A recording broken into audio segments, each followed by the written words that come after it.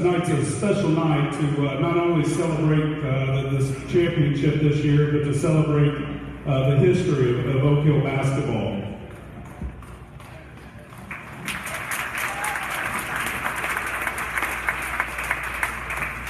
If you think back to the mid-1950s when community members got together and the whole idea of developing a school at the intersection of 18 and 13 started to come about, and then in 1959, Mmbers High School and Sweetser High School consolidated to form Oak Hill. And then in 1965, Swayze High School also joined. It's been 59 years, over 59 years. The record of Oak Hill is 803 and 435.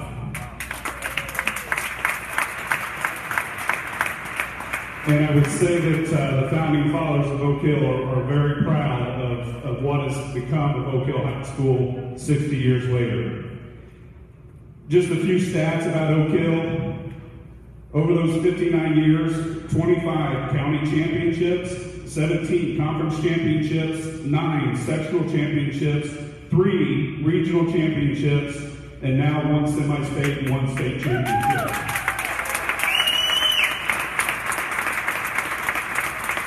When you talk about and throw around words like tradition, tradition is something that takes place over a long period of time. And if you think about those numbers, over 59 years, 25 county championships is just about one every other year.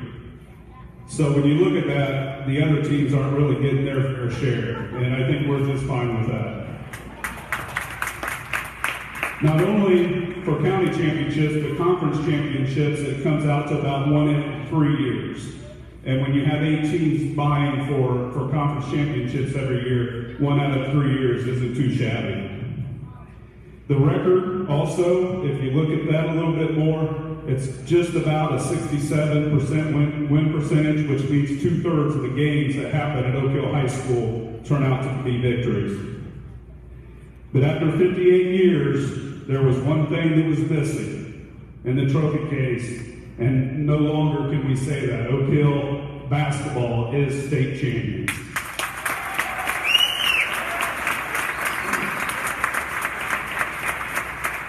But the state championship this year wasn't just about this year's team. It was about the history of Oak Hill basketball. And if you go back and you listen to the games, you listen to the radio broadcast of what was going on, you could tell in the kids and what they said on the radio how much this meant to the community. And there's no doubt in my mind that over the years of Oak Hill, we've had several state champion caliber teams.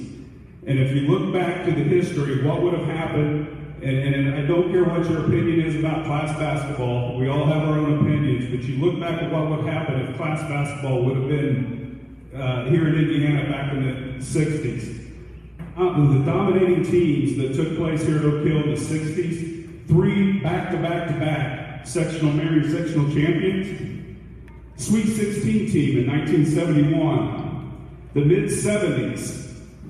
If somebody could count to 3, I think we probably would have had another sectional championship back in the 70s. I know some of those guys are here, the coaches here, they probably agree with me that if we would have got a fair shake, we probably would have had a sectional champion back then.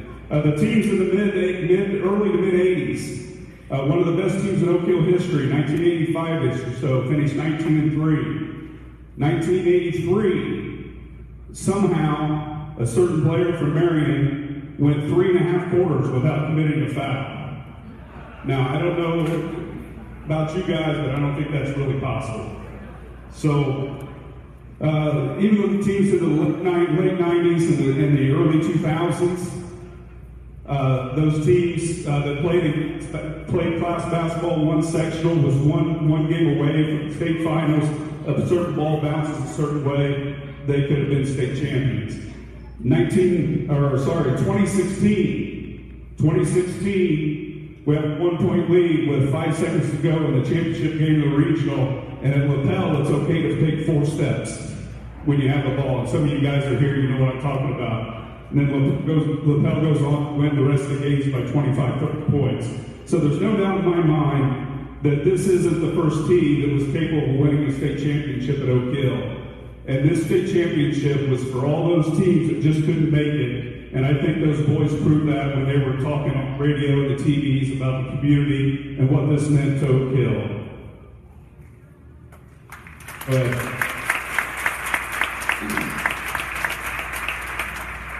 The tradition at Oak Hill was built on a lot of great players, great teams, great coaches. I'm sure that if you look in some of the cracks, some of you might still have some blood left in some of the cracks of the boards here. But all the great players and great coaches that were able to join us tonight, if you would, please stand up at this time. I'd like to give everybody a big round of applause for all the alumni and the coaches that are here. Don't be shy.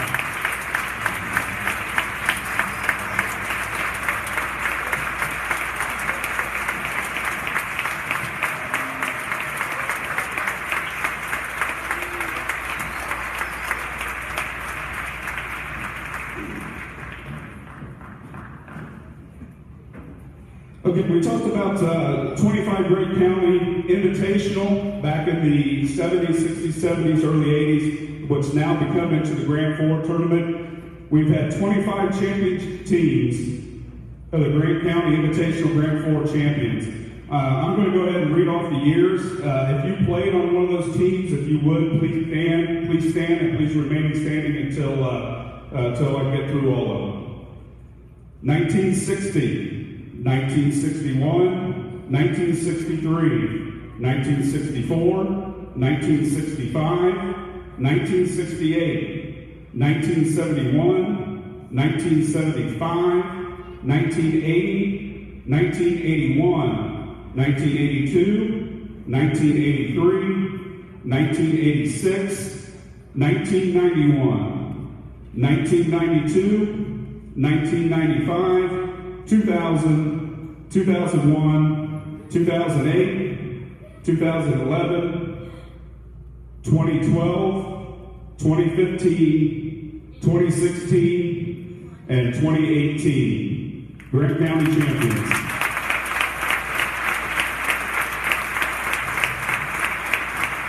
Thank you.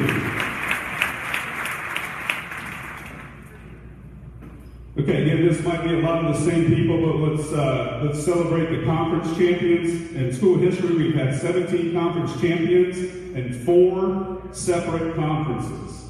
Again, if you played on any of these teams, if you would, please stand and remain standing until we get through all of them. In the TCC conference, Tri-County Conference, I believe, is that right? The TCC, 1961, 1964. The MIC, Mid-Indiana Conference, 1970, 1971, 1973, 1974. The Three Rivers Conference Champions, 1983, 1985, 1996, 2001. And the CIC, Central Indiana Conference Champions, 2007, 2008, 2009, 2011, 2012, 2013, and 2017. Conference champions.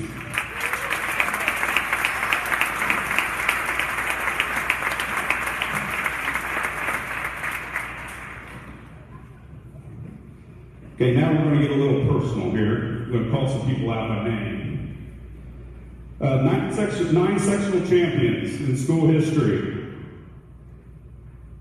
The 1960 team, which is the first year of Oak Hill, and Oak Hill actually won the sectional the first 3 years of school history.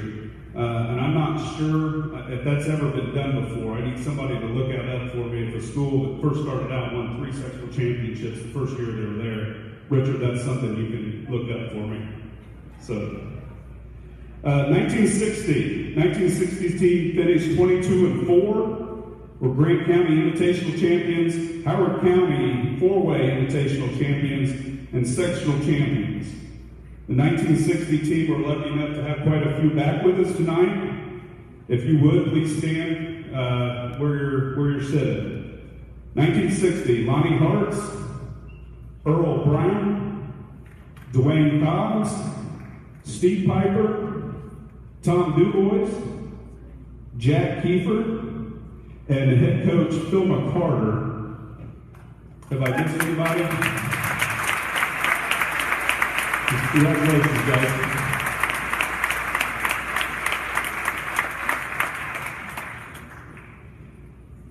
'61 team. 1961 finished 19-5. They were the TCC champions, Grant County champions, and sectional champions. And again, we're lucky to have several of those back with us tonight. 1961, John DeWitt, Marvin Brown, Lonnie Hartz, Earl Brown, Steve Piper, Jack Keefer, and head coach Phil McCarter. Did I miss anybody? Thanks, guys. 1962 finished with a 20-6 record. We're sectional champions. The 62 team, we have quite a few back with us. 1962, Bill Dubois, Gary Miller, Steve Fagan, Noel Hunt, John DeWitt, Butch Berkshire, Marvin Brown, Gene Miller, Larry Underwood, and head coach Phil McCarter.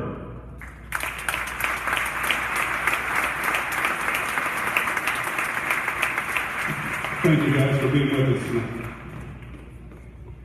We're going to move on to 2000. The 2000 team finished with a record of 17-6. We're Grand Four champions and sectional champions. With us tonight from the 2000 team, Marcus Hall, Ty Henderson, Travis Owsley, Andy Arundel, Justin Bricker, and head coach Flavia Sturk.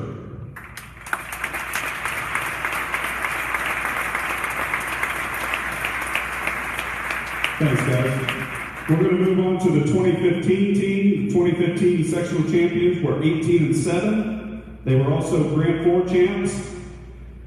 With us tonight are Kyle Bird, Chandler Julius, Reese Metzger, Christian Livingston, Cody White, Corbin Cruey, Andrew Wood, Alex Leckren, Braden Rimberger, David Aarons, Caleb Middlesworth, Bailey Brewer, Alexis Bieber, and head coach Kevin Rimberger.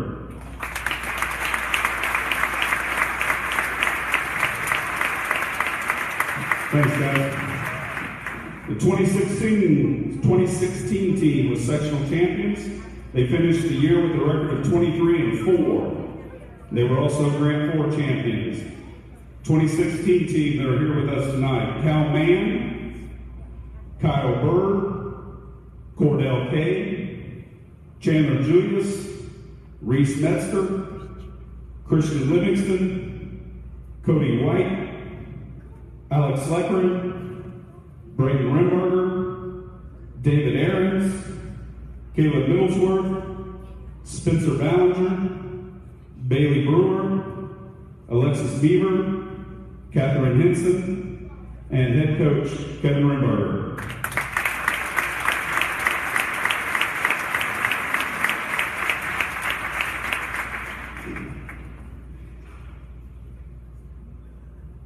To be the first school, to be a new school, and to go on and win three sectional championships in a row took a lot of special players and certainly took a special coach. Oak Hill's first coach, we're lucky to have here tonight. He coached for 7 years, from 1959 to 1966. During his tenure here at Oak Hill, they won 5 county championships, 3 sectionals, 2 conferences. Over his career, he finished with a 125-43 record here at Oak Hill. And in 2007, he was inducted into the Indiana Basketball Hall of Fame. At this time, I would like to call up to the stage the first coach in Oak Hill history, Phil McCarter.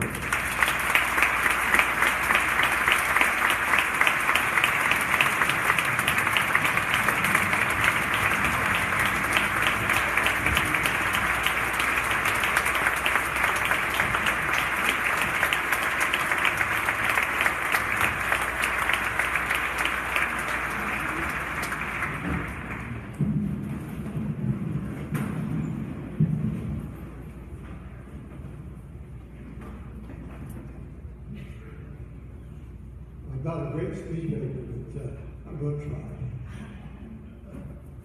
I've written this down because I didn't think I could. My mother used to say my bladder was too close to my eyes.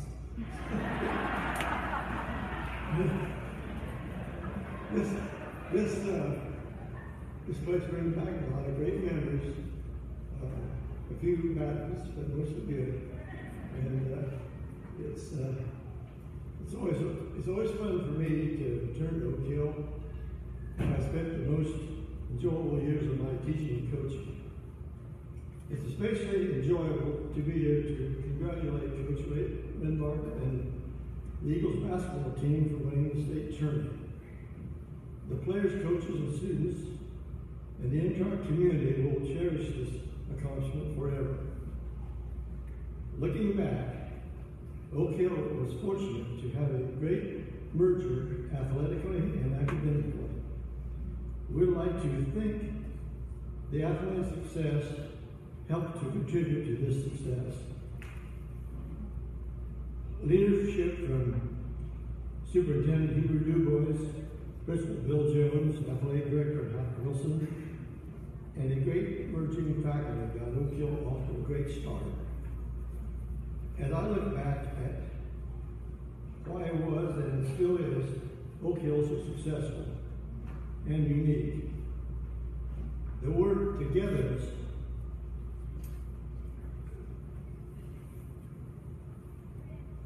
stands out. At the beginning of each school year, the coaches would meet and discuss the training rooms. We could differ all we wanted, but when we left that meeting, we all agreed.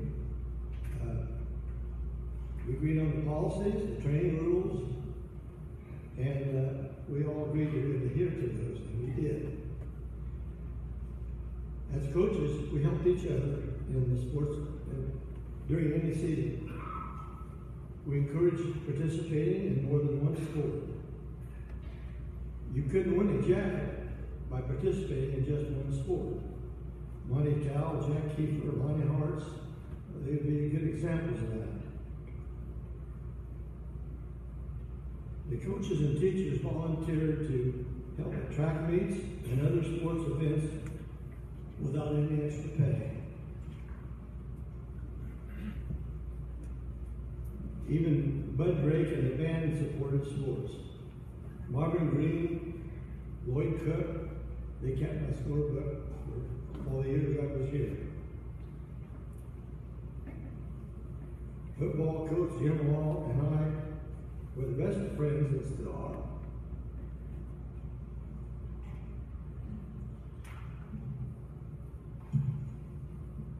I would like to thank the Oak Hill community, faculty, and especially the players who made my tenure successful. I hesitate to name individual players because each player was special to me. A coach is only as good as his players. I would like to challenge Oak Hill to continue the togetherness, and hopefully success will continue. I'd like to also mention tonight that Gail Smith, who won that semi-state, had back surgery. He wasn't able to be here, but he wanted me to say hello to everyone and especially to his teammates. Another person I want to mention is Bob McCarter. He was my assistant all those years and did a great job. I think that's all I got rid of him. So I told someone tonight that they asked me how old I am. I said, I'm 89, and I'd have been 90 when I was sick of here. You didn't get that, did you? I would have been 90 when I was sick of here. That's right. So thanks everybody, and it's just a great evening, and good night next year.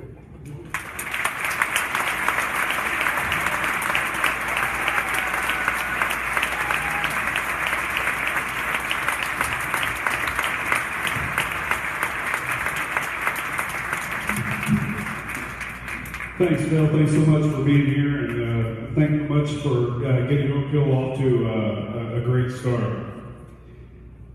This time we'd like to recognize a few more individuals. Over the course of the year, we've certainly had some great teams, but we've also had some great individual players. In the history of Oak Hill, there's been 14 1,000-point scorers, and we're lucky to have 12 of those here with us tonight. I'd like to recognize those, and if they would, please just stand up there where they're seated, and remain standing until we get through the whole list.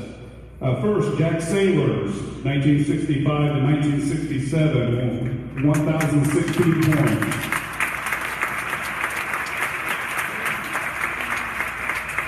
Marcus Hall, from 1998 to 2001, 1,029 points.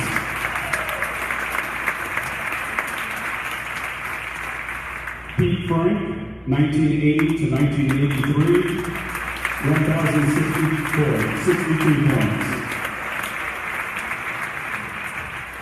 Ty Henderson, 1997 to 2001, 1,072 points.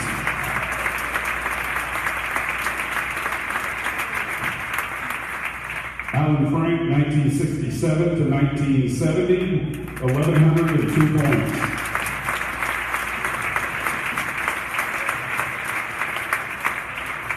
Monte Towe, 1968 to 1971, 1,106 points.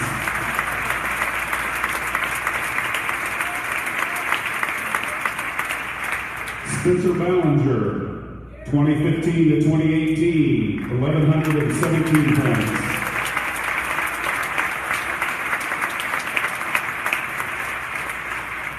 Mike Miller, 1981 to 1984, 1,157 points.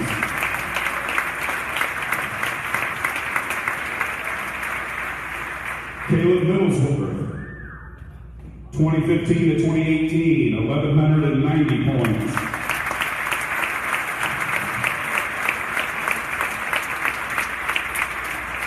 Travis Owsley, 1999 to 2002, 1,227 points.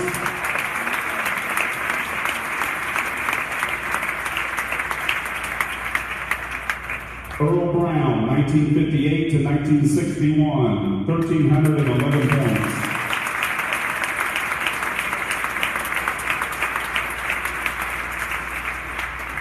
And Jarrad Odle, 1995 to 1998, 1,465 points.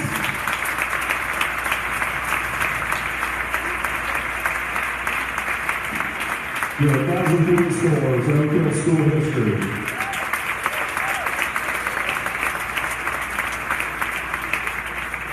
Now, on behalf of the rest of us that played, if you would have passed the ball a little bit more. No, I'm just kidding. Congratulations, guys. It was interesting to see as I was going through this last night.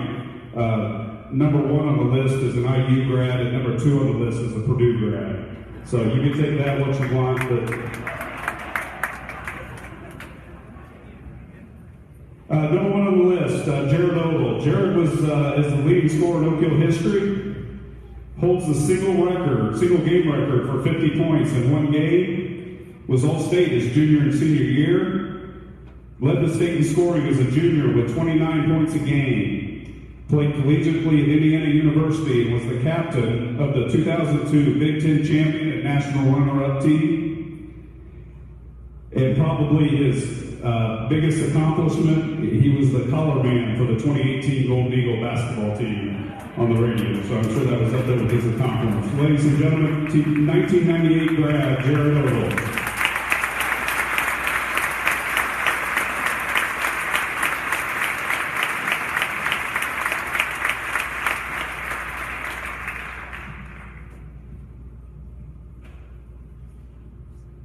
Good evening. It's always a good thing we don't trip in on stage. So I stewed a little bit the last couple of weeks about what I was going to say, and actually I made my wife really nervous because I never write things down for these, and I did for this one. So she's a little worried about it. The other thing my wife and I were talking about, I think today at the pool, we were sitting around, and I said something about kind of being humbled that I'm being up here speaking. She said, well, you know, this group of guys down here looks up to you. And I looked at her and said, this is my 20-year anniversary of not being in school, and I'm pretty sure none of those guys are 20. So, not insulting blood. But I am very fortunate to be up here tonight. Obviously, look around this room, see some of the faces that I grew up watching. Steve Austin sitting back there was one guy that I really looked up to. A lot of them in here that I got done playing, and all of a sudden, you know, I'm coming back to watch some of their kids play and that type of stuff. So very fortunate. I'm honored that I was chosen to say a few words. I was going to tease Ryan. I don't know how many no's he got before he finally called me, but I appreciate him asking. And I'm also humbled to be speaking with this group of men that are speaking tonight. In my opinion, I'm nowhere even close to being in their category of what they've accomplished with basketball. But Ryan also kind of stole my thunder a little bit. I guess my biggest claim to fame was probably being color commentator for a state championship team. So, but I thought tonight I'd just make this a little more personal to the guys sitting up at these two tables. Just because I know what they've accomplished and I know the work that it took to get there, and we're super proud of them. So I've known most of these coaches and a lot of these players for many, many years, so I'll just kind of start with the coaches. This one sitting here, the head coach, Coach Mmbers, was our track coach, right, in junior high. I have no idea why he's still in coaching after the way we abused him. I can remember he had this tiny little car, because I'm sure he didn't have any money. We picked it up and turned it sideways in a parking spot in between two other cars so he couldn't get out that night. Right? As I look back on that, I realized that you were barely younger or barely older than what we were, and I'm pretty sure most of us were more mature. But anyways, I know this road wasn't easy, and sincerity, I'm glad you stuck it out, and super proud of you, and glad of your accomplishments. The next guy sitting next to him, this is perfect, you guys are right in line of mine, is Coach Brunner. Many of you don't know, Coach Brunner and I were roommates in college for a couple of years. Most of those stories we won't talk about tonight.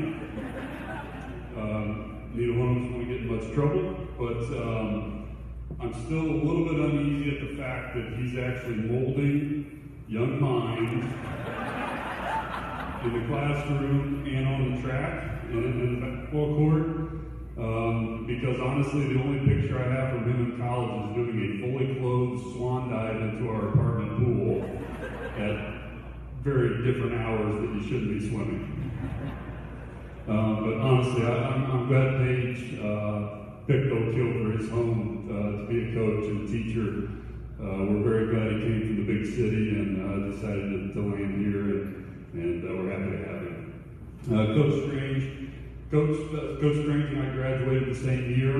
We grew up playing every sport, traveling together, spent a lot of time together as kids, spent a lot of time in his parents' barn shooting hoops on Sunday afternoons. They drug me to a lot of Purdue games.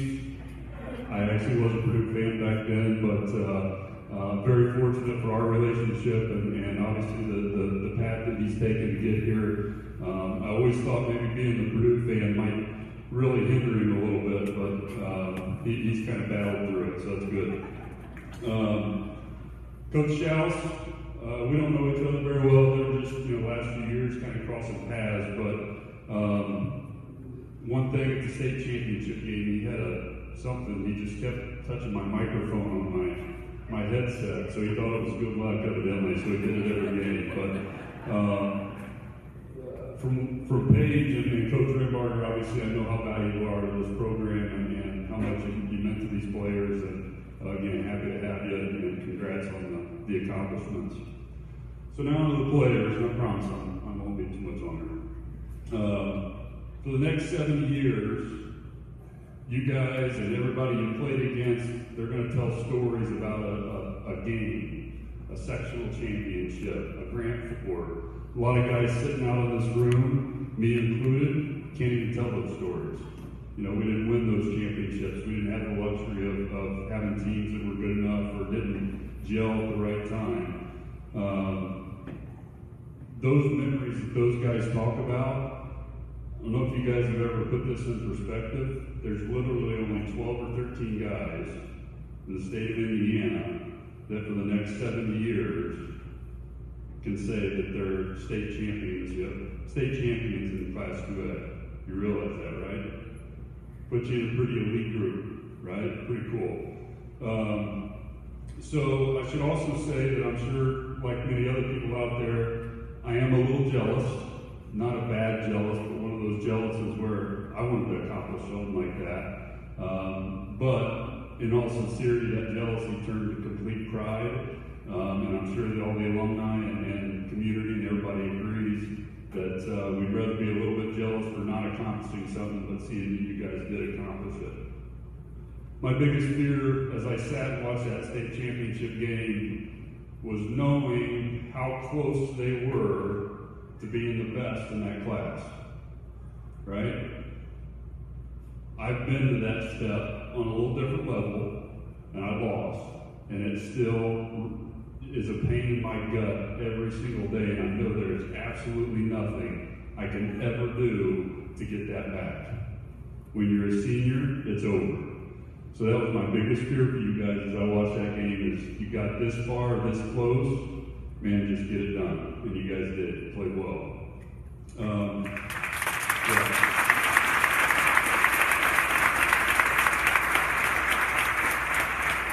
So this group of men has brought so much pride and joy to many generations of Oak Hill players, coaches, managers, cheerleaders, everybody.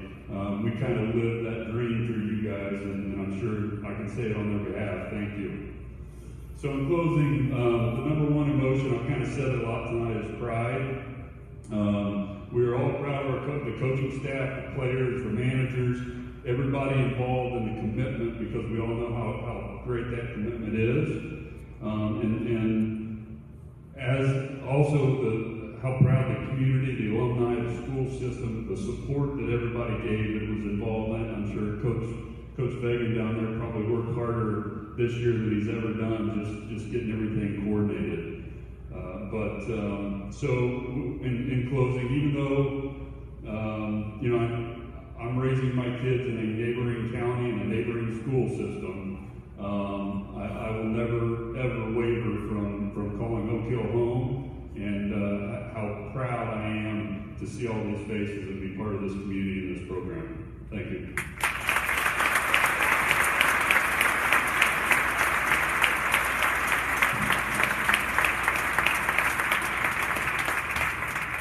Thanks, Jared. We talked a lot about individual players tonight, but certainly Oak Hill has not been without some great coaches throughout the year. At this time, we'd like to honor the past head coaches, and we are lucky enough to have several of them back with us. Again, Phil, I'm not going to make you stand again. If you don't want to, that's fine. But if you would, please stand where you're sitting, and we'll recognize you. First coach in school history was Phil McCarter. Yeah, go ahead.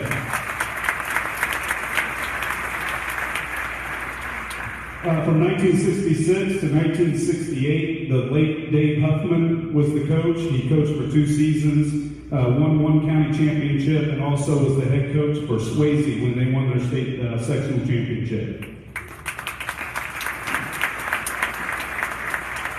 From 1968 to 1972, for 4 seasons, Galen Smith was the head coach.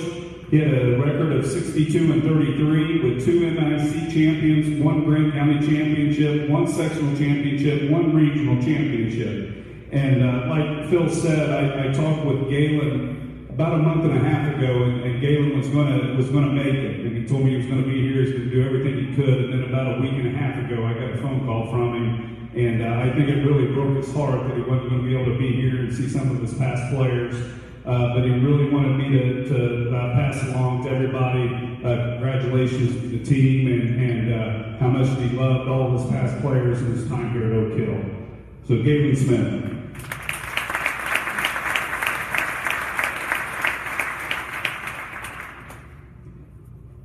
From 1972 to 1976, Jack Keefer coached 4 seasons. had a record of 61-26, 2 MIC champions, 1 Grand Four champion, and then moved on to Lawrence North, where he's accumulated over 700 wins and 4 state championships in his career. Jack Keefer.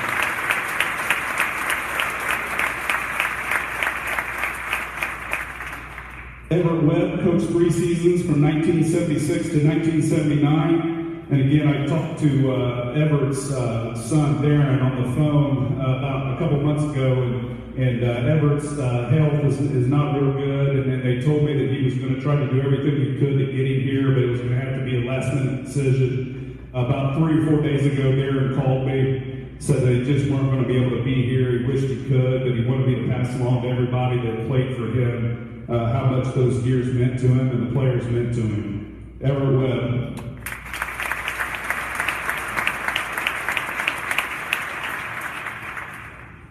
From 1979 to 1984, Glenn Heaton was the head coach for 5 years. Glenn amassed a record at Oak Hill at 80-31 with 4 Grant County championships, 1 TRC championship. Moved on to Greenfield Central, Huntington North, and Fort Wayne North, where he led Fort Wayne North to a semi-state. And the interesting thing about Glenn was Glenn is one of the few guys that got to come back home and finish his career and coached here at Oak Hill back in the mid-2000s to end up his career. Glenn Heaton.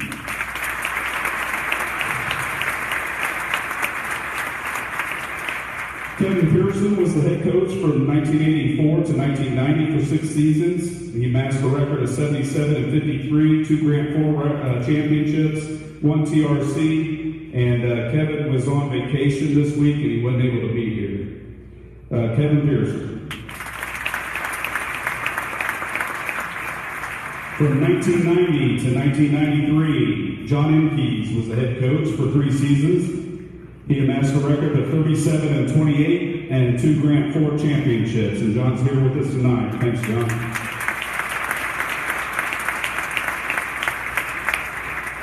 Tom Johnson coached 3 seasons at Oak Hill from 1993 to 1996. Amassed a record of 33-31 here at Oak Hill. Had 1 Grant Four championship, 1 TRC. Moved on to Crown Point High School, Lebanon High School, Wheeler High School, and Tom has won 270 wins in his career. And Tom could not be here with us tonight. Tom Johnson.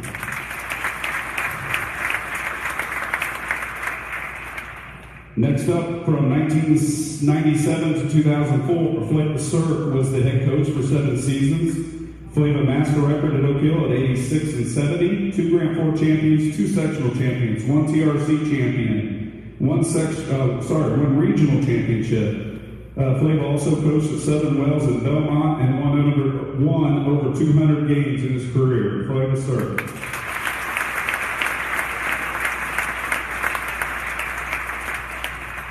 And that brings us to Kevin Ringbarger. Kevin has been the head coach at Oak Hill for 13 seasons. They've won 6 Grant Four championships, 7 CIC championships, 3 sectional championships, 1 regional championship, 1 semi-state championship, 1 state championship, and has amassed a record in 13 seasons of 200 wins and 101 losses. Kevin Ringbarger.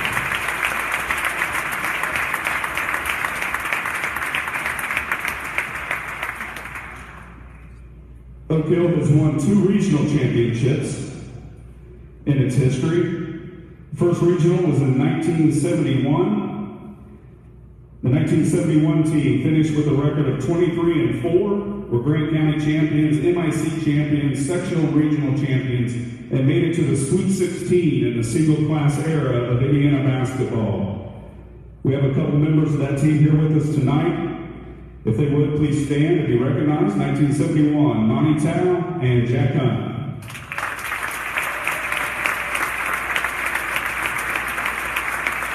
Congratulations, Jack.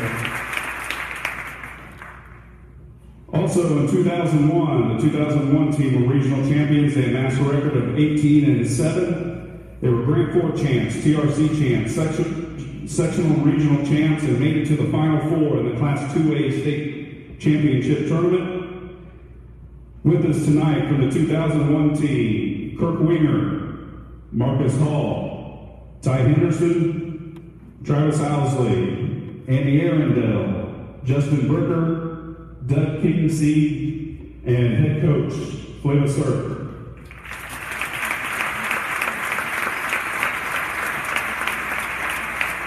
Congratulations, guys. Again, when we started talking about who might be some of the speakers for tonight, there were some names that popped to the list and top of the list, and certainly the next gentleman was somebody that popped to the top of the list, and I was so excited when he told me that he would be here tonight no matter what. So I really appreciate him being here tonight, coming all the way down, or all the way up from Florida. Monte Towe, after leading Oak Hill to the semi-state in 1971, played baseball and basketball at North Carolina State. He was a starting point guard on the 1974 NCAA championship team. He was the recipient of the Francis Naismith Award for the best college basketball player under 6 foot tall. At North Carolina State, Monte and his teammate David Thompson were credited with inventing the alley-oop. So Spencer, all those dunks you had this year, that guy's the one that started it for you. He was drafted in the 4th round of the NBA draft, 1974 for the Atlanta Hawks. He was also drafted in the 3rd round of the ABA draft by the Denver Nuggets. He played from 1975 to 1977 with the Denver Nuggets and played in the 1976 ABA All-Star Game. He's coached college and pro basketball from 1978 to 2014 with stops at North Carolina State, Florida, UNC Asheville, New Orleans, Middle Tennessee State, among several others. In 2002, he was inducted into the Indiana Basketball Hall of Fame, currently lives in Gainesville, Florida, and is the coach at Oak Hall High School, which I believe they're the Eagles too, right, Monte? Oak Hall Eagles. Ladies and gentlemen, 1971 grad, Monte Towe.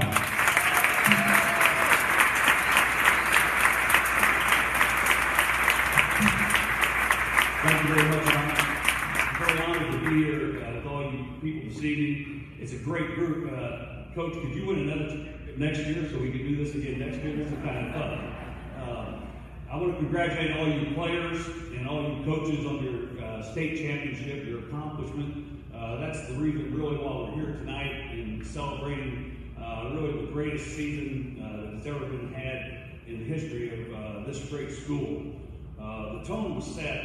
The problem with being the third speaker is everybody's already used all my stuff that I was going to talk about. But the tone was set early here at Oak Hill when Dwayne Cobb, Bill Tribbett, Tom Du Bois, Bob Lozier, and Earl Brown lined up and won that sectional championship. That created the culture. Coach McCarter, Hubert Du Bois, Bill Jones, the principal. That's when it all started. And I was a fortunate young man to be living in this community and be able to watch these guys play. And they inspired me tremendously. There's so many players out there, Bruce Mumog, Greg Warney, my teammates Alan Frank, Terry Rickmarker. They were all very inspirational. And I'm sure you guys inspired each other to be better players. But I had the great opportunity to walk in this gym when I was 6 and 7 years old and watch these guys play. And I always wanted to play for Oak Hill. That's all I really wanted to do. Because of what happened here, I was able to go on and do some other things.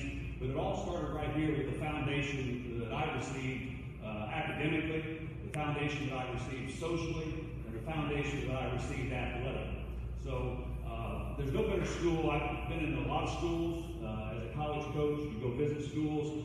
I've never been in a better high school than Oak Hill High School. So congratulations again on bringing the state championship. Very much deserved to this great high school. One of my favorite moments of this spring was April 6th and 7th. The 50th ABA reunion was held in Indianapolis, Indiana. And, a lot of great players there, George McGinnis, Spencer Haywood, Van Nissel, great ABA players. But one of my favorites of all time, and he's not doing great health-wise, but he's as good a coach as I've ever seen ever, Bob Slick Leonard. And Bob was in a wheelchair at the event in Indianapolis, and as soon as I saw him, his eyes lit up, and he goes, "Monte Towe, Oak Hill High School, state champions, baby. So thank you guys for doing that. Thank you for representing Oak Hill the way you did. Coaches, keep up the good work, and it's an honor, and I'm very humbled to be here tonight. Thank you very much, Ryan.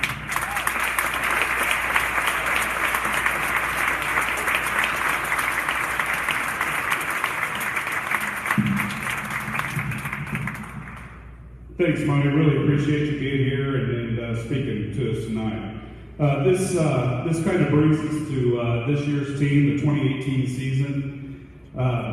Those of us that have been around here for the last 5 years or so probably understand that the expectations of what was happening here at Oak Hill over the last 4 or 5 years probably started back in 2015 or so with the sectional championship that those guys got to pull off right here on our home floor, leading into what we knew we had coming and where we were headed with our basketball team. The expectations were incredible.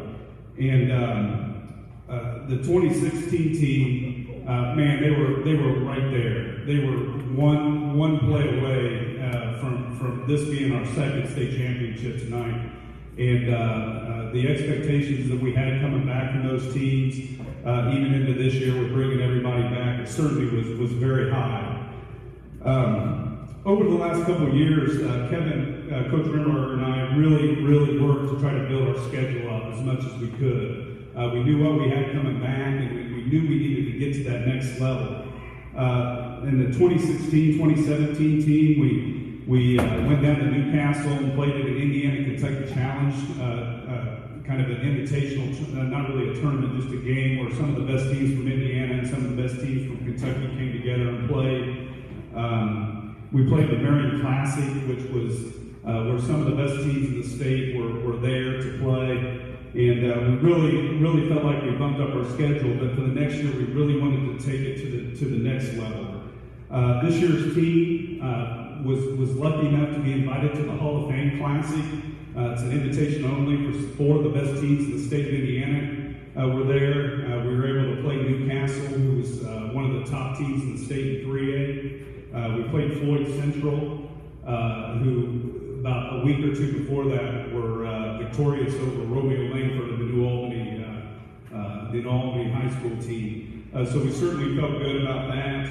We played the Indiana-Kentucky Challenge again this year down in Central Kentucky. When we got down there, once we figured out who we were playing in that, it was kind of interesting. I can't remember where, maybe Thanksgiving or something, we were going down, my wife and I were driving, and we played Covington Catholic there. And Covington Catholic was the Kentucky state champion for their single class system this year. But I remember Kevin texting me and saying, hey, USA Today's got these guys at 17th in the nation. And I looked it up and kind of went around. I texted back and said, don't worry about it. Max Pratt's has the 32nd. We'll be all right. So we were really fortunate to be able to play those guys down there. But I remember one thing in particular, I remember when we were working through our schedule, trying to figure out where we could make it stronger, make it better, was 2 Decembers ago, we were sitting in the office and Lawrence North was playing in the Marion Classic. And we were playing in it also. And I told Kevin, it's kind of a thought I had in my head. I was like, hey, let's see if Jack will bring the Lawrence North Wildcats to Oak Hill to play. And I think Kevin laughed all the way out the door and through the thing. And, there's no way we can compete with them and so on and so forth. About 3 weeks later, Kevin comes to me and says, hey, I talked to their assistant coach. I talked to their AD. It's a go. And I said, okay. I said, does Jack know that we're going to do this? And I think Kevin said, I don't know, just get the contract signed. It's going to take care of. So we started planning for that, and we put our schedule together. I felt pretty good that we had increased our schedule together a little bit. And we were bringing Lawrence North in, and Kevin and I started punting it off as Jack Keefer night. It's Jack Keefer and I, we're going to bring some people here and get in there, but really we just wanted to bump our schedule up and get us some competition that would be here. But seriously though, the night Jack came here in the middle of January to play, the first time he played, coached a game here at Oak Hill in over 40 years. It was a great night. Some of his players came back, some of his former players came back. I still to this day don't know if he actually knew that we were going to play them until it was too late. But really appreciate him being willing to bring his team down here, and they certainly felt like we really competed with them for 3 quarters or so, and it certainly helped us. And that was our last loss before we went on the run to win the state championship. But it was a fantastic night. I was so grateful that he was willing to do that, willing to bring his team down here. Jack, his coaching career started here at Oak Hill in 1972-76. His head coaching career started here at Oak Hill in 1972-76. Left 1976 to become Lawrence North head coach, and he's still the head coach at Lawrence North.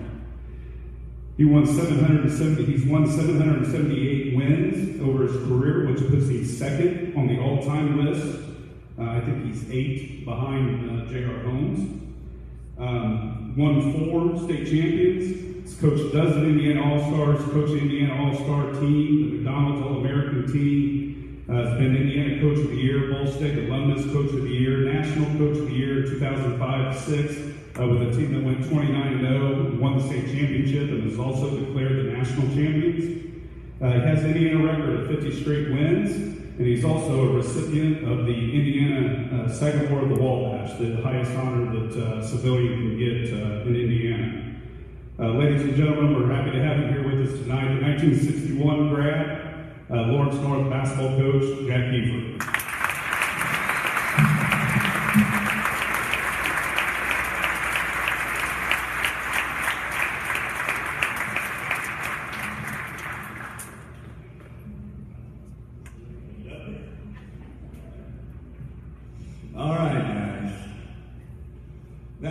There's more players there are here than coaches. Now, players, you remember all those, we got beat by this guy, we got beat by that guy, we got to the regional, but they took 4 steps, we did this, and they did 5 steps. Don't you really believe that that damn coach would have let you shoot that fall-away jump shot anytime you wanted? It would have gone in and would have won more, right? It's the coach's fault, you know that. So I'm looking at it from a player standpoint right now, and but no, I appreciate. I don't have to explain anymore. When people ask me where did I graduate, I say Oak Hill, and I have to go through this process. It's up by Marion. It's about 4 miles out, and so because they think I'm Oak Hill. And they look at me like I'm a great player. They look at me and say, oh, you went to Oak Hill in Virginia? Now, if you guys are up on basketball, there's a prep school in Virginia, and all they do is recruit All-Americans. And so I don't have to say that anymore, guys. Thank you.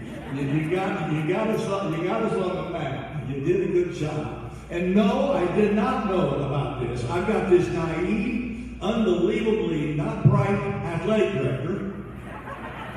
And he comes to me so excited. And then as the season's about to start, I don't know. And he says, hey, they're going to have Jack Keefer Day up at Oak Hill, and you're going to play at Oak Hill. And I said, my God, man, it's the best team they've ever had in their entire life. And you got me playing in their gym, in their fans, and those people that bought those seats on the end back when I was here, they still sat in them.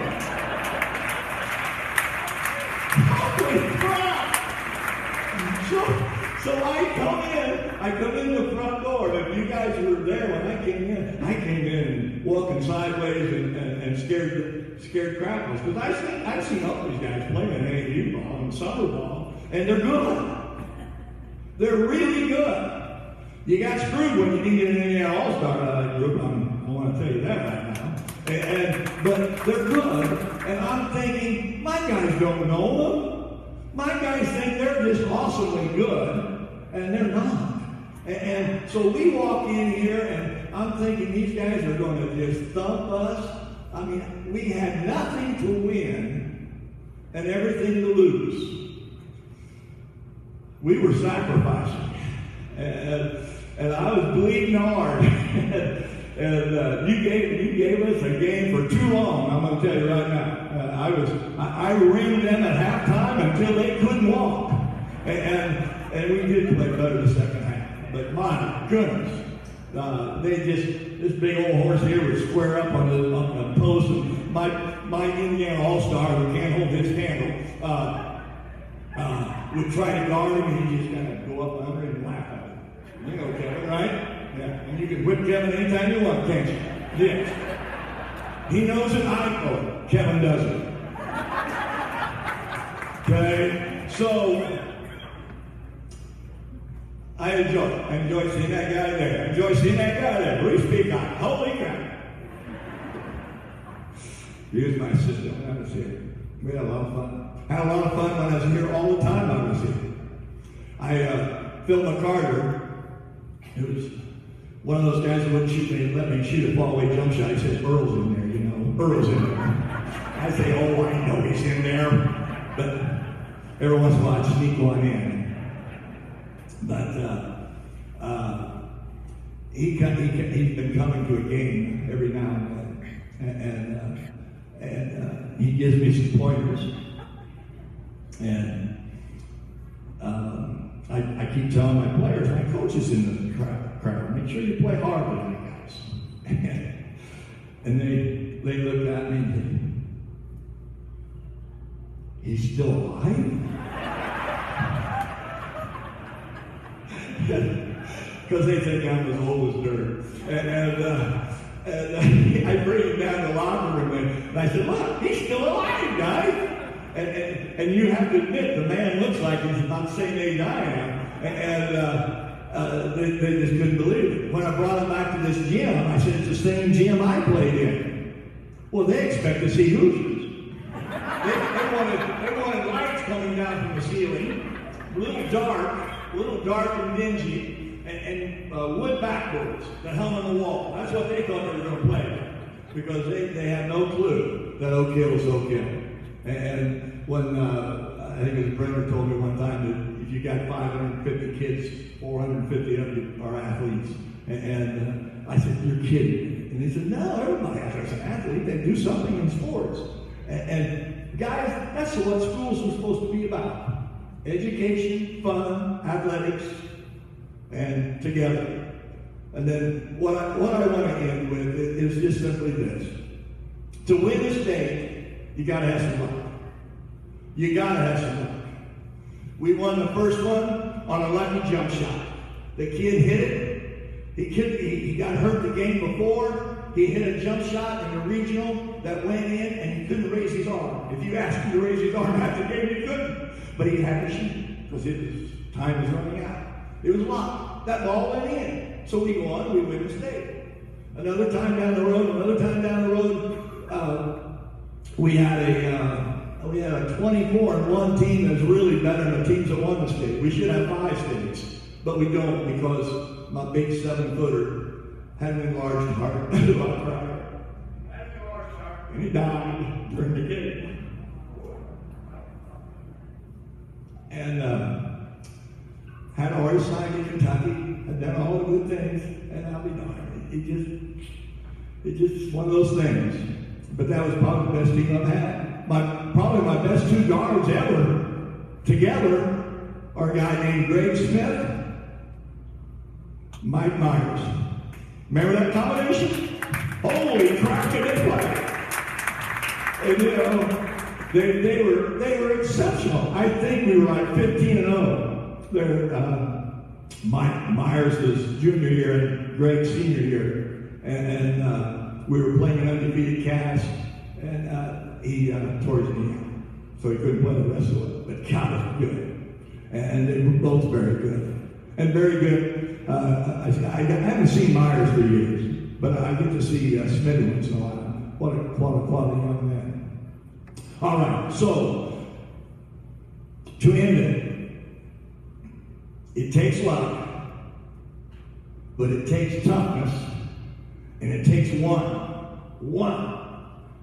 This group had to play as one. This guy had to put them together as one. Not 5, not 6, not 7, not 12. 1. And when you can get them together, and they can play as one, and get beat now and then, because he puts them in a schedule that's going to kill them. But what a brave guy. You could have lost your job. You understand that? Anytime you overstretch yourself, you got a chance of getting fired. And I've done it all my life. I've tried to overstep it. I've tried to play anybody I can play. And the state of Indiana has a stupid rule: you can't go very far. We were national champs that year, and we went to Missouri. We went, I don't know where all we went, but we tried to go as hard and as fast as we could go, and we tried to play them all, and it paid off. We ended up beating that team called Oak Hill and people of that nature, and so. But he's a very brave guy. I'm a brave guy for coming, so I put myself with him. And these guys are one. And when you can play as one, and one of the guys that used to do it as well as anybody is Jim Law, he could get his football teams playing as one. One team, one goal, one everything. And when you can do that, you can get it done. And they did it. And I'm so proud of them the way they did it, because I knew they were good. We all knew they were good. But what if one guy went outside the line? What if one guy went to that fallaway jump shot? What if one guy said, you're a better shooter than I am, but I'm older? He never answered. You gotta play as one. Monte Towe's team played as one. Monte Dediker was a crazy man, but you and he played well. As one. And that's what it takes. Now, if you can do it again next year, you younger guys coming back, good luck with it, because playing as one will get you there. All right, I'm done.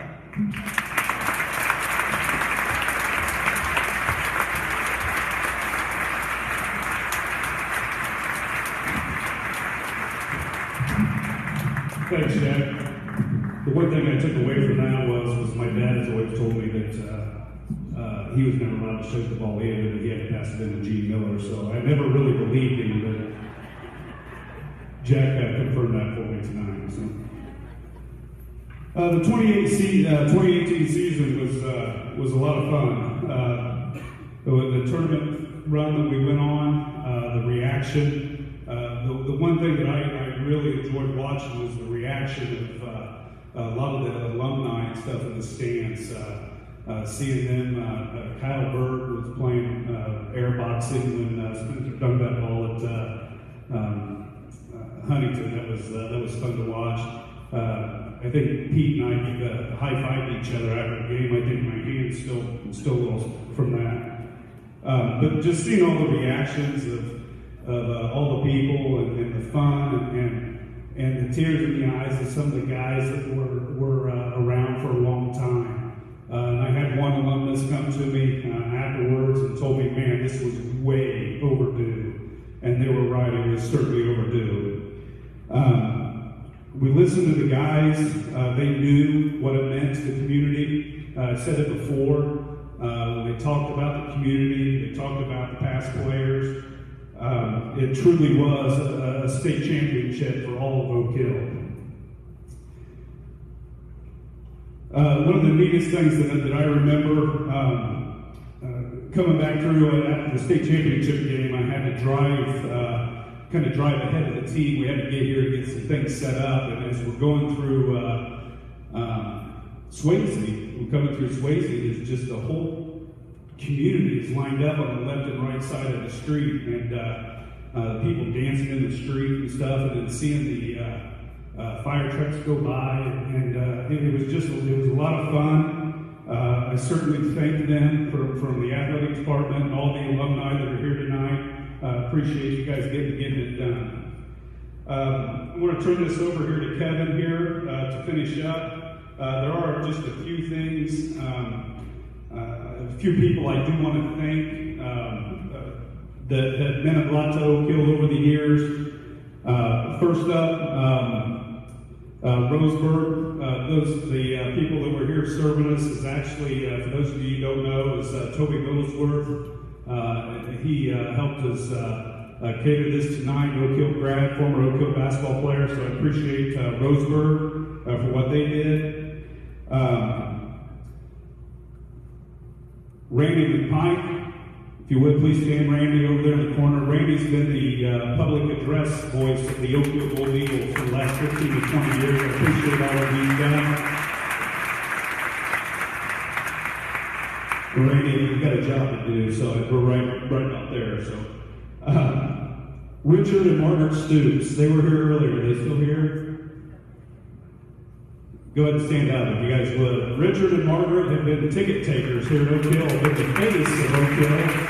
The smiling face that they've come in over the last 20 so years or so. Appreciate everything that they do for us. Kathy Shooter, she's also here, I think. Kathy, yep. Kathy's been our scoreboard operator for well over 20 years. Terry Hill's here also. Terry's been our scoreboard keeper for 30 years. Funny story, I hope you're okay with me telling this, but funny story about Terry. Terry came into my office before the state championship game and says, if we win, I'm getting one of those rings. And he said, I'm so tired of going to Northwestern and seeing that guy have his ring now right in front of my face. So, Terry, congratulations. Deborah Jackson. Deborah, please stand up. Deborah is my athletic secretary. The amount of work that she does for me and how she helps me, I really appreciate everything that she did, and she came here tonight to help check people in, so I appreciate it. Andy McCord, Andy's here. Andy was the voice of the Oak Hill Golden Eagles, the play-by-play guy for the last few years. I appreciate it, Andy. Along with Jarrad. Jarrad, you don't understand, but we know. Thanks for all the work that you did for us over the radio the last few years. Jarrad is also the witness of being the lapel guy going at it pretty good a few years ago, or a few months ago. So appreciate it. Michael Belcher. Is Michael here? He's not. We'd like to thank First Farmers Bank and Trust. Is anybody here from First Farmers? Yeah, there we go. I'd like to appreciate all that they've done. They've actually bought us a new set of jerseys so that the boys could have the jerseys that they played in with their patches on and everything. So appreciate what they did. Also, CIE. I know Jeff is here. I don't know if anybody else is here with CIE, but Jeff, CIE was actually purchased the state championship rings for all the boys, so we do sincerely appreciate what they did for us. Okay, before we hand out some hardware and I turn it over to Coach Rentbarger, we have a little bit of an audio collage put together for you. It's a few minutes long, just bear with us with it, but it'll take us back to a pretty cold and snowy late March day in Indiana when Oak Hill came back as state champions. Go ahead, Randy.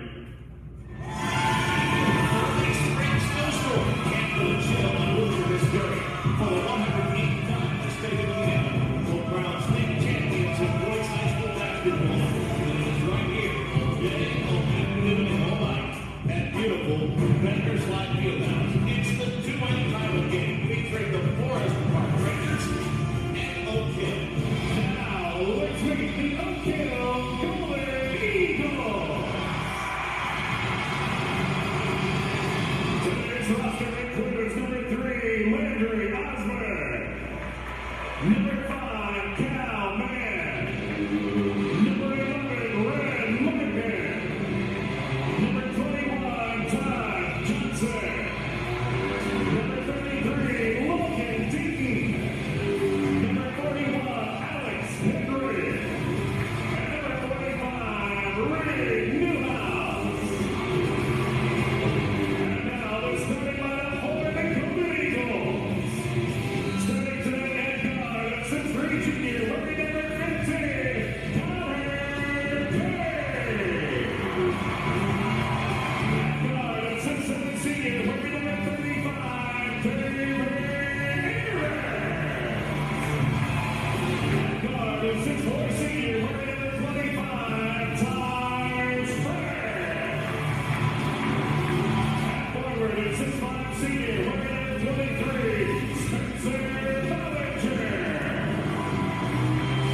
And in the middle, 6'8" senior, wearing number 43, Caleb Middlesworth.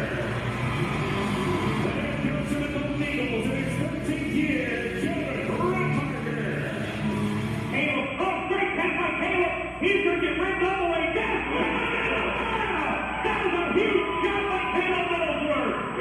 biggest guy on the floor, outrunning a couple guards before his part. So Caleb's got his A game so far this morning. Here's Frank, outlet quickly at Todd Johnson. Down the middle, one up and in. What a great pass from Todd. Yeah, the play started with Ike throwing it clear across court and finding Todd. Cowman. Out of Caleb. Skip over to Tice. Down low to Cade. Up and going by Connor Cade. A great pass from Tice. Here's Frank to Aaron for three. Got it! 23-16. Oak Hill leads by 7. And a timeout on the floor. Ballinger in transition, which the defense stick by, and he has 3 of the ball game. They rush forward so well. To do what they did in the first half without him for a large part of it, this is pretty impressive. Lead back to 6 for Oak Hill. Good step through by Ballinger. Good finish by Caleb Ellsworth with other figures with the 11. The great pass by Ballinger. I mean, look what he's done just to start the second half. What hand check going on the Lord now for a three. Kevin Mann! Trying to put the long distance dedication! And he was behind the NBA line too. He didn't know he was that far back. He thought it was just the regular line. Here's the outlet to Aaron. Tipped up. Middlewood somehow got it and put it in! The lead is 10, largest of the game! Quickly going to Jubilar. No, and got offensive foul in! And the enforcer, Reed, you have put the charge! 3 offensive fouls. How about that one by Reed? The tide is slowly starting to turn in Oak Hill's favor. 42 seconds left. Oak Hill. They've been to the semi-state twice before. 71 with Monte, 01 with Marcus Hall and Company. They were a win away there. They came up short. But Oak Hill, 42 seconds away from a date with destiny. I think it's a great experience. I mean, this is something these guys, not very many teams can do in the state of Indiana, and these guys have earned it. They've worked really hard at it, and they've got to finish out this last 30 seconds. And Coach Withers has just called off the call. Ballinger! Down to Aaron for 9! Aaron for 7! Aaron for 5! With 4! 3! 2! The Oak Hill Golden Eagles dream has become a reality! The Oak Hill Golden Eagles celebrate the state championship! From the Oak Hill Golden Eagles! And with it, 56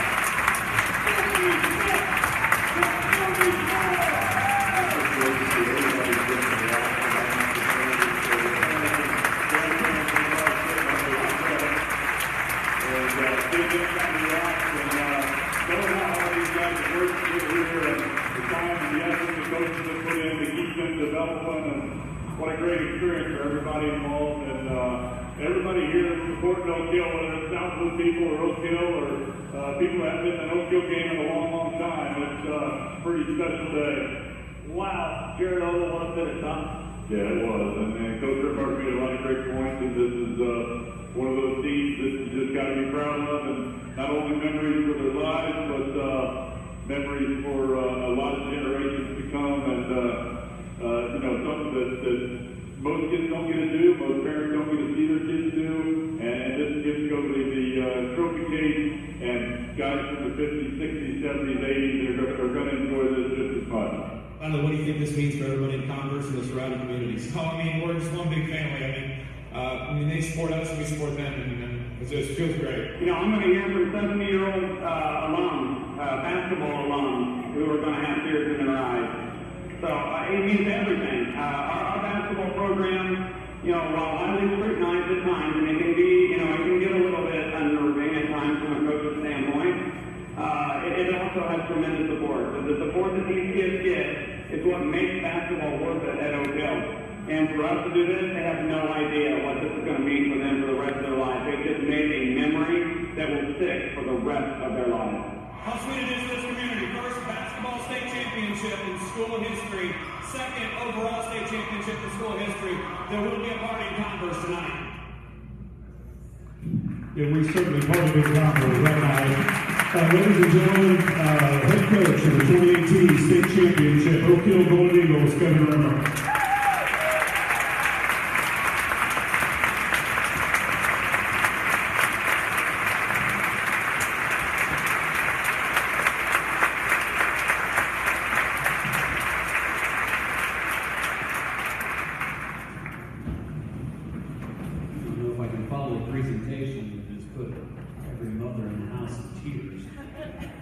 I had a wonderful speech written out.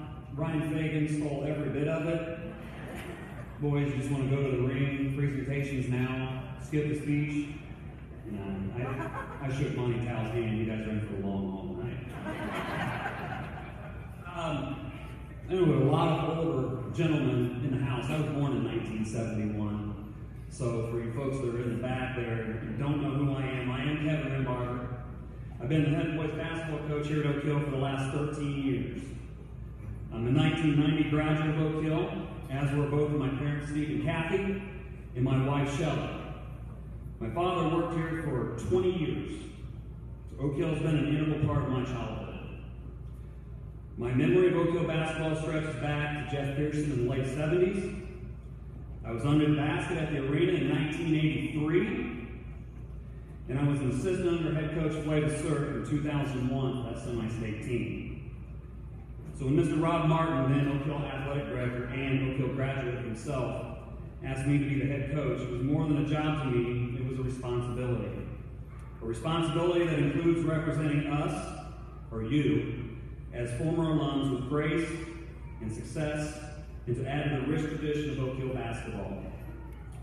Many won't remember that when I first started, the program was completing a 1-20 season, so we were a long, long way from where we're sitting right now. Before I get started into the current season, there are two groups of people I would like to thank and recognize. The first, he specifically told me not to do this, so if you see my resume posted first thing tomorrow morning, you'll know why. Ryan Fagan.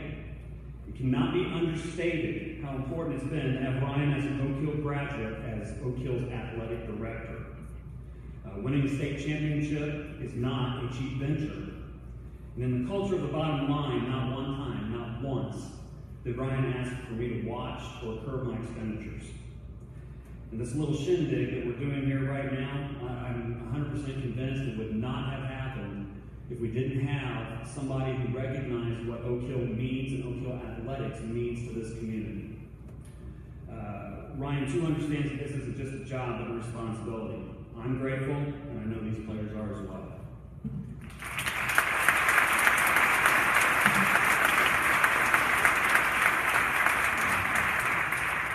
I think I'd be remiss if I didn't recognize all the former players, managers, and coaches I've had the opportunity to work with over the last 22 years here at Oak Hill. I've been here at Oak Hill for 22 years.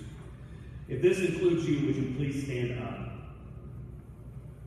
Now.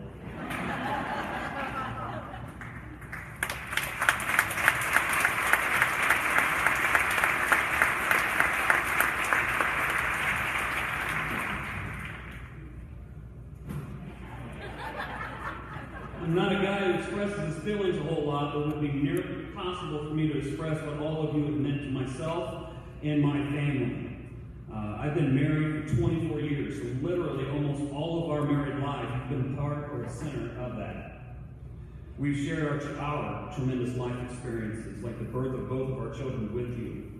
And while I know there are several of you neither of my children will remember, I know what the influence you had on each of them today. There has been no more greater joy or sense of satisfaction my wife and I have had than to share in your own life accomplishments of graduation, marriage, and birth. Don't forget, while all of you leave Oak Hill, the shared memories, experiences, and impacts you've had on me and my wife will never go away. I want to thank you from the bottom of my heart. Now, as I kind of turn the page and I sit and I think about this year's team, and a lot of this, again, Thunderstealer over here. I think each one of my teams has their own identity and are defined in their own unique way. I think the definition of this team is clearly the word expectation. I'm not sure that there's been a team at Oak Hill with more pressure of expectations than this team. Those weights began to be added to the shoulders of really as sophomores when this group lost on a questionable non-travel call to an eventual state champion lapel. Ryan, I think I saw Bruce Kane here somewhere, so he's from Franklin. Keep quiet with all your lapel friends, please, what I'm about to say. When I say questionable in my mind, it was as questionable as a phantom 3-second call in 1975, which Flavor told me last night, is the worst call in IHSA tournament history. Or the fact that, and I'll name the player, James Blackman, played what seemed like 28 of 32 minutes without picking up a fifth foul in 1983. And was sitting under the basket too. Troyer was fouled. John Rowe and Kurt Trancher didn't rush in the 1983 state championship game as much as that kid traveled across the floor. Coincidentally, this kid's brother had a ball, accidentally, slip out of his hands this year and ended up hitting Spencer's in the face. You remember that, Spencer? I digress a little bit there. The young talent of that team back and the addition of others, 2017 seemed to be a year of elevated expectations as well. We achieved the rank of number 1 in 2017. For the first time in school history, we finished with a record of 22-4. Key injuries to that team and illness, and quite frankly, a lack of chemistry and being totally bought into the cause led to a very unsatisfying end to that season. We graduated one senior from that 2017 season, so entering this season, expectations were absolutely through the roof. I actually had a prominent patron tell me it was not a matter of whether we'd win the state championship, but whether we would set a record for the greatest margin of victory in that state championship game. We began the season as preseason number 1. We were selected to play in the very prestigious Hall of Fame Classic in Newcastle. And most of you don't know this, but we were in talks and interviews with a production company in Hollywood to be featured for a reality TV series based on small-town Indiana high school basketball. We did have someone cast as Shooter from the movie Hoosiers, and I'll let you all talk among yourselves as to who that might have been. Ryan, as he said a minute ago, convinced me not only to add Newcastle and Floyd Central to our schedule, but also travel to Kentucky and play the eventual Kentucky basketball state champion Covenant Christian team. He gave a little bit of a brief explanation of that team. They had an Iowa commit on that team. They had a 7-2 Xavier commit on that team, and they had 2 Notre Dame football recruits on that team. We won't discuss the outcome of that game. It was a fun bus ride, though. As Ryan said earlier as well, we also invited Coach Keefer and the Lawrence North All-Stars back for a wonderful evening of recognition for the coach and an absolute baptism on the floor. His little woe is me. He forgot to say that they won by 30. That game, however, was a blessing in disguise because it was a game that the rubber met the road, per se. Up to that point, we were kind of plodding along, winning the games we were supposed to win, but not competing at the level that we really needed to be. I recognized it, and the players did as well. After discussion among coaches, among players, and quite a few recent players, we came up with one conclusion that I refused to recognize at the time, but in hindsight, I see very, very clearly. The expectation became pressure, and that pressure became paralyzation. None of these traits were evident on the 2016 team that had been referenced a number of times tonight. This team has a little bit more ability than that team, so what was the difference? What separated them from this team? They had more raw talent. That 16 team, they played fearless. No moment was really too big. And they played for each other. And until this group right now, no group was closer than that 2016 team. This team surpassed that. I think the most important element was that they had a lot of fun. They released the pressure. What are we going to do to this point? What we were doing at this point was not working. The 2016 team thoroughly enjoyed the game and thoroughly enjoyed their role. My son was a member of that team, 2016 team, and he was by far the best bench-warming, cheerleading player coach in school history. As were 2 of his close senior friends. Those bench players were as engaged as those on the floor and just as integral to the success. All 3 of these traits take tremendous commitment to the team over the individual. We talked about that at length after the LN game. All of us, coaches included, needed to let go of everything. Let go of expectations, let go of what the future may hold for all of us. let go of wins and losses, and enjoy the game and pursue it with a fearless commitment to each other. And that's what we decided to do. We proceeded to blow out Madison Grant, which is always fun, and beat Blackford by 61 points on this floor. It never hurts to play the way that you want to and win. But when Tipton came in here, they were ranked 3rd in the state, and we beat them by 20. At that point, it became apparent to all of us coaches that we had something special. And I think it became apparent that we finally were ready as a team for what we kind of quoted, or what I quoted as the deep end of the pool. We get to tournament play. We rolled over Cass in the sectional championship, and we beat them by what seemed like 100. We shot 11 of 13 from the three-point line. We exacted our revenge on Lapel in the regional and did something that was the stopper from the 2017 team, which was to beat a good team twice in Tipton. We beat Westview in the semi-state in what had to be one of the best beginning-to-finish games I have ever laid witness to. By the time we were in our hotel, the night before the state game, the worry and the expectation was gone. All that remained is to literally let them know that no matter the outcome tomorrow, I enjoyed the journey and that I love each and every one of them. Even though in the back of my mind I knew what the outcome was really going to be. With that being said, they've been waiting, so it's time. Please pay attention to them. They've been instructed, like when they go to grandmother's house and the crazy aunt gives everybody the same goofy pajamas, you know, every member of the family the same pajamas, we open them all at the same time. That's what they're to do. No peeking, please. I will recognize 3 or 4 individuals who will get ranked tonight that have been valuable to the culture of Oak Hill basketball, which are our program coaches. And while we're doing that, if Caleb and Tyson and Taj come up here. My 6th grade basketball coach, BJ White.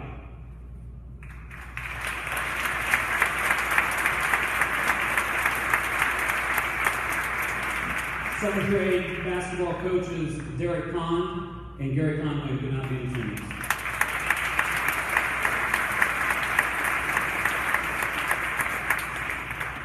My 8th grade basketball coaches Ben Johnson and Brady Rinbarger.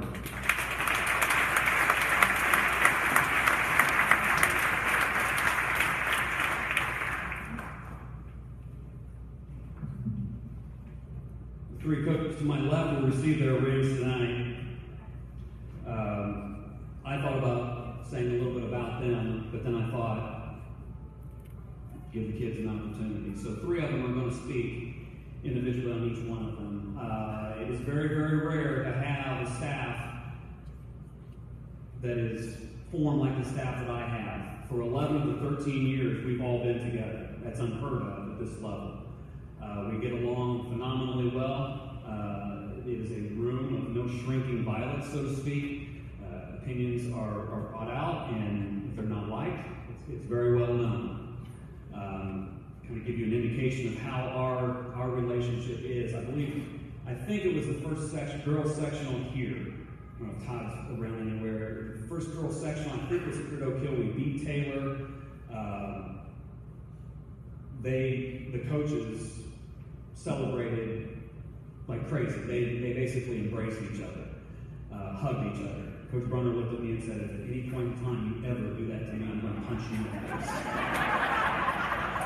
So, without any further ado, I'm going to give them their rings, and I'm going to let each one of these guys kind of step up and say a sentence or two about our great assistant coaches.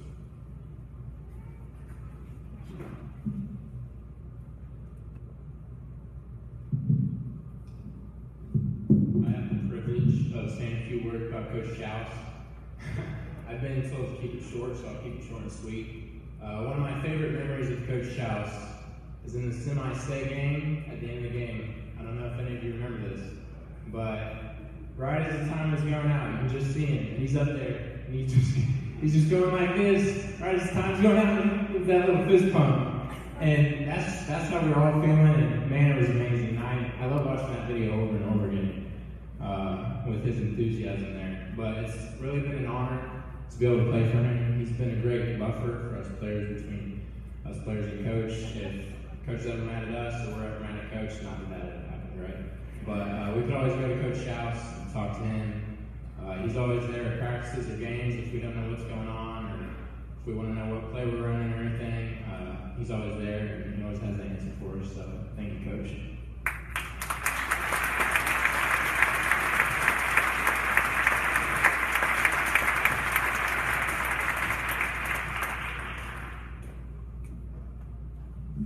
I get the privilege to talk about Coach Strange, and I see that grin on his face, but I mean, ever since I was a freshman, I probably butted heads with more than him and all of the three coaches combined, but at the end of the day, honestly, I mean, he ran up to me after the state game, I was in tears, he probably was too, but even though we butt heads a lot, but I mean, he cares about his team, he cares about his guys more than anybody else I've ever met, and I just want to say thank you.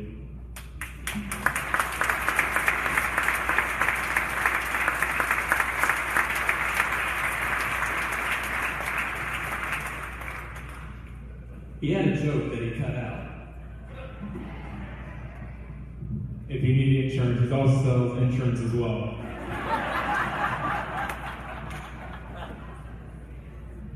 I have privilege talking about Coach Runner. It's pretty great having Coach Runner as a coach in all three of my sports, and not only having him as a coach, but having him yell at me for the whole year. So he always brings great jokes that kind of lighten the mood when Coach Runner is mad at us all the time. But not only that, but he always has some great teaching moments, and I can't imagine the team without him or his 3-point both sides. So thank you.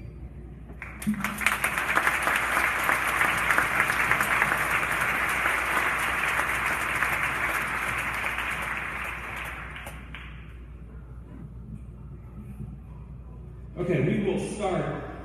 So we're going to get through all of the people on both sides of the table here. We're going to start with our managers, and there's a reason why. Any coach here knows how valuable managers are. Any former players probably at some point realized how important managers are. I think at times you take them for granted, but they're always the first ones in the door. They're always the last ones out of the door. They're always the last ones to get the treats.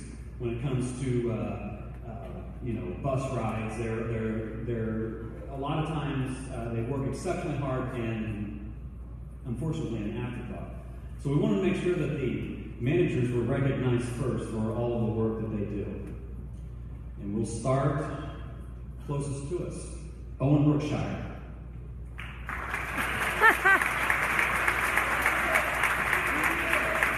I'm sorry, I just had his brother for class, so I got that on. It's Ian Brookshire.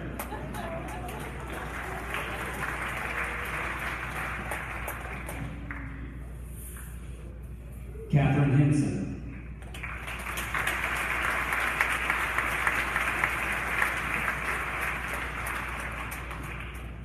Bailey Brewer.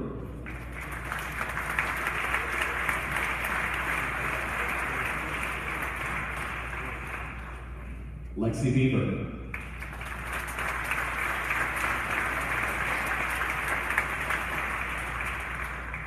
Lauren Belcher.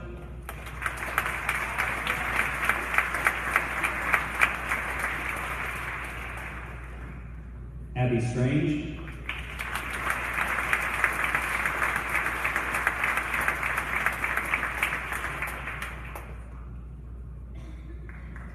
They're related.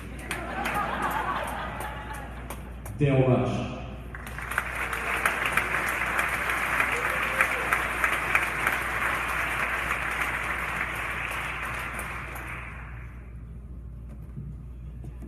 We'll next go with our 2 tournament roster spots.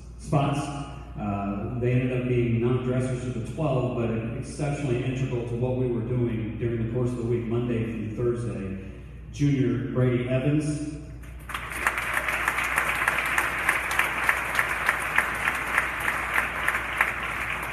And freshman Clay McCorkle.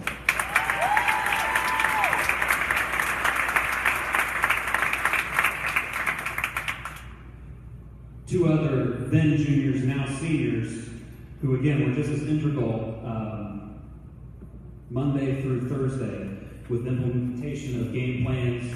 It takes a lot to do what they've been asked to do, which is basically sit on the bench, be good teammates, understand the scouting report, and then know that you're going to play if the game is out of hand. Excellent teammates. Landry Osmond.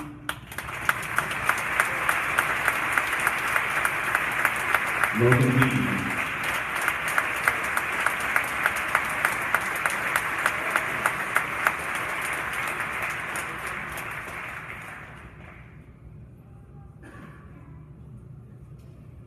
The next three played an integral part in the sectional championship game. We had some foul trouble. Denton Spencer had some foul trouble in the sectional championship game. Reed Newhouse could play significant minutes and backing him up and playing some pretty important minutes. Alex Henry.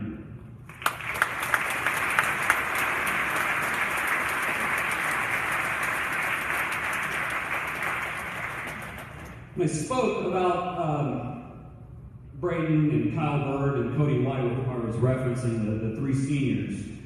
And I received a copy of the radio broadcast yesterday from the IHSA Radio Network and how important that is. In that 2016 game, what he failed to mention is that we were down 15 points with about 3.5 minutes to go. We came storming back to the 1-point lead in 3.5 minutes. Right around that 15-point lead, that Lapel had, I took a timeout and I was conferring with Paige, and I heard somebody absolutely screaming inside of the huddle, and I thought, oh boy, who let Shouse and Strange loose? And I turned around, and it was Braden, a kid who never played, knew that he was never going to play. It was absolutely baptizing that basketball team. Now, fast forward to 2018. Again, I got the copy of the radio broadcast. At the end of the first quarter, we had a sideline reporter that was in our huddle, unbeknownst to me. He was there. And he said, this is his direct quote after the first quarter break, when you watch a huddle, you expect a bit of time for the coaches to get together and the coaches to come back after talking. It was a good 45 seconds. I have to remember there was a minute and 30-second timeouts. But what was different about the Oak Hill huddle is Ren Martin, reserve guard, was actually barking orders of what he saw on the sideline. It was a total group type of conversation. It was something that I've never seen before, and then that everyone on the bench was very attentive to what was going on the floor. The kids on the sideline were like 5 or 6 coaches. It was very interesting to watch transpire. It takes everybody. It takes everybody. And Ren Martin is that example.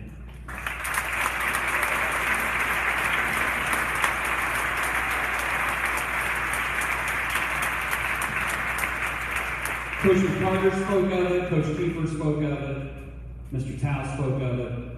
I wasn't listening to Jared. We're all talking about multi-sport athletes. Taj played a very, very important role in this basketball team. He has 2 rings.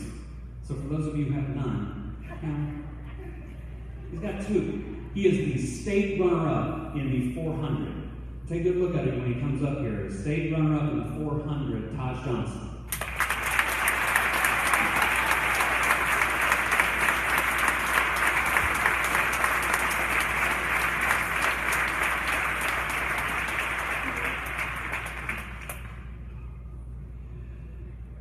Andy McCord called him the enforcer, the charge taker. His direct quote in the paper was, I'll do whatever the team needs me to do. I'm going to fill my role, and I'm going to do it as I possibly can. That's what he's done for the last 2 or 3 years, and he does it with a great big smile on his face. Reed Newhouse.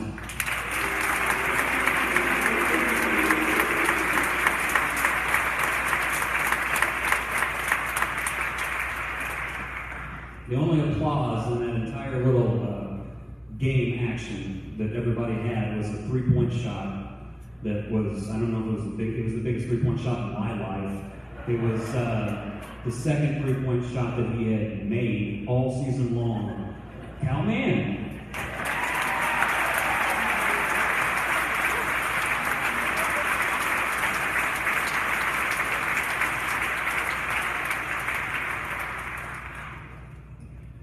The lone junior, now senior, among a group of very talented seniors.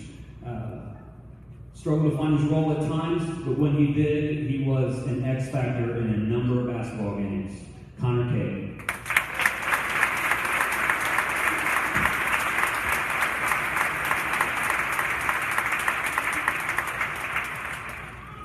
These next 4 men will go on to greater things. All of them are committed to playing basketball. The first one, I think, probably left his best basketball for the end of the year in the tournament run, and that would be David Aarons.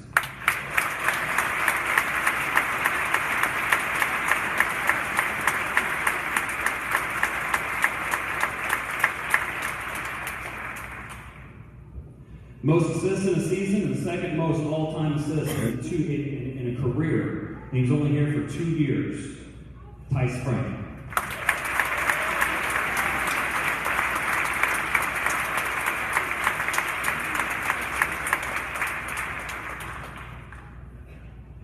Fourth all-time leading scorer with 1,190 points, Caleb Middlesworth.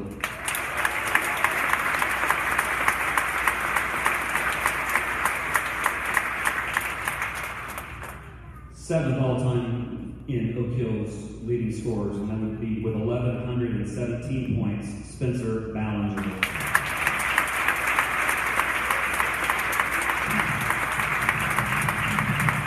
Okay, hold on. One note about the 4 that I brought up here. Tice is going to play at Grace next year. David, Spencer, and Caleb are all going to play at Huntington next year. So, Ryan, if our season tickets numbers are down, you know where to look. They're in Huntington, Indiana. All right, boys. This will be the last time I'll address all of you directly. Before you open those boxes, there are 3 things I want you to hear. The first one, you all are going to be connected forever. No matter what you do or where you go, don't run away from what you've done for yourselves, your families, and your community here. I would encourage you to get together often and reminisce as much as possible. March 24th, 2018, to me, is an anniversary to be celebrated often. Remember what I told you when we were up there for the 60s reunion. When you have that 50-year reunion, please don't forget to invite your 96-year-old ball coach. While this is a moment never to forget, what makes each of you special individuals is that I know for a fact this moment in time will not be a period where God clearly intended it to be a comma. To me, this is what has made the 1982 state champions special, as well as most of the successful teams Mr. Fagan announced earlier. They made their moment, and you need to make this moment a stepping stone to do great things in your life. 2 Timothy chapter 1, verse 6 encourages all of you to find what talents you have been given by God and fan that spark in the flames. Find that talent and pursue it with fearless, relentless passion. And I can't wait to watch it happen. Friday before the state championship, or maybe Thursday, Coach Osmond came in and spoke to you guys. Remember that? He showed you his medal and his ring he earned as an assistant at Sheridan High School, and he told you to take a look at it as much as you want, but don't put it on. I hope you understand that only a select few get to put one of these on. As you've heard tonight, there have been several teams and special individuals come through this school that have never had the opportunity to do what you're about to do. A state championship is not won, gentlemen. It is most definitely earned. Ladies, gentlemen, you are 2018 Indiana High School Basketball Class 2A state champions. It's time for you to dress accordingly. You've earned it.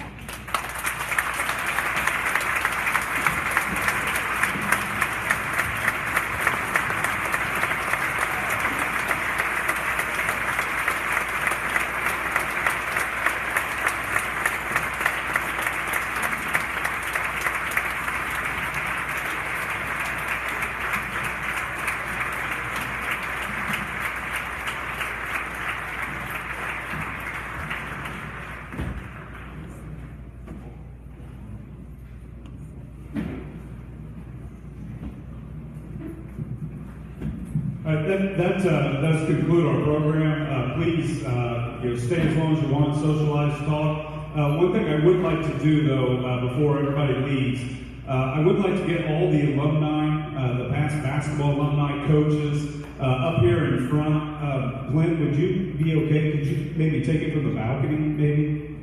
And if we could get this big piece of thing off the... Yeah, there we go. We'd like to get all the alumni up here. We're going to take a big picture of all the alumni that are here with the trophy. So please come up, take a look at the kids' rings, congratulate them, stay as long as you want. Thank you so much for coming. Just completely overwhelmed with the response. Thank you.